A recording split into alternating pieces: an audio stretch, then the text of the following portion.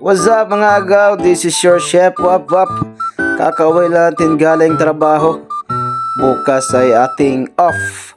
Makapag-relax tayo. So gagawa tayo ngayon ng ating mga patcham na naman ng mga luto, no? Ang ating gagawin ngayon ay tunga. Magmamarinate tayo ng tuna panga. So papunta tayo ng kitchen. Ilalabas na natin ang ating mga paraphernalia. Ang ating tuna panga at ang ating mga sangkap pang marinate. Sisimulan natin hugasan ng ating panga para maging malinis ang ating ulam para bukas.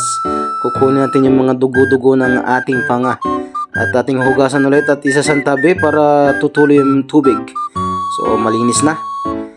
Ang ating sangkap mga agaw ay simple lang. Kuha ng lemon, bawang, paminta, asukal na pula at saka toyo. So mag-start tayo sa ating bawang na ating hiwa-hiwain na maliit-liit para sasarap. Ang lemon natin. So magmamekos-mekos tayo dito ng toyo natin mga agaw para sa ating tuna panga. So maganda siya i-marinate ng overnight para manunuot yung lasa niya.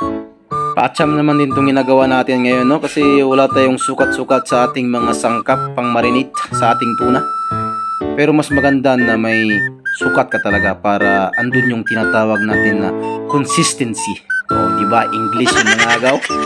So mag-start tayo mag-marinate mga agaw, no? Maganda i-marinate ito mga agaw. Ilagay natin ang tuna sa plastic bag.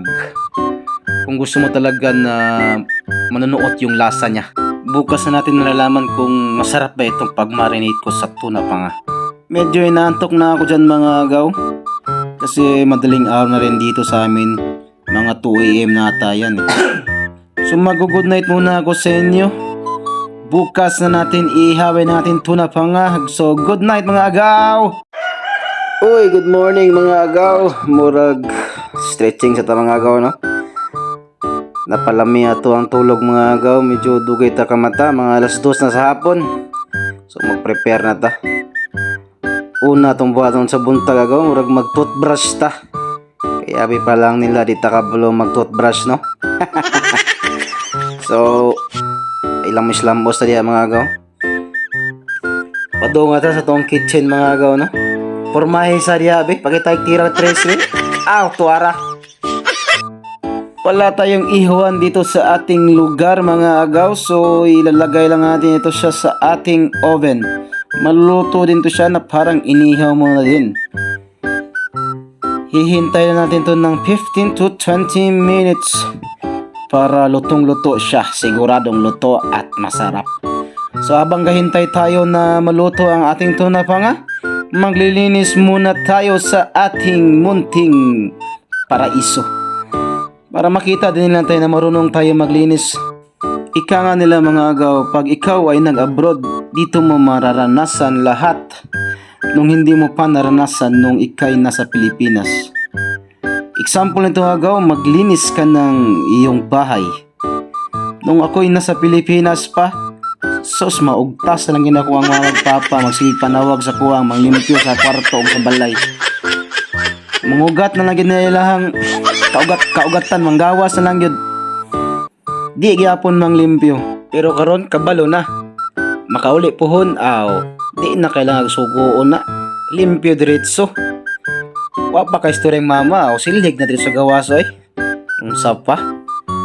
Para ma-proud pud sila nga, oy nagbago na gid nilang anak ko. Kabalo na gid manglimpyo. Murag luto na to atong atong tan-awon mga agaw, no? Ato nang kwao, no? Kaya to ang tilawan kung unsa ang lasa ni, pero bago na to tilawan murag lamay gini imnan sa para daghan natong makaon niya, no? Tasting nga to be kung hait ba gining lasaha. Medyo hait-hait gamay mga agaw. Tilawan na to tong panga. Wow, sarap.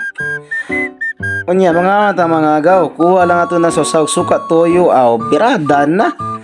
Dili lang ta mga agaw no, sa atong mga patcham mga luto mga agaw gatuang ginabuhat ginagmay sa atong pangadlaw-adlaw sa kinabuhi. Aw, tirada. Ciao.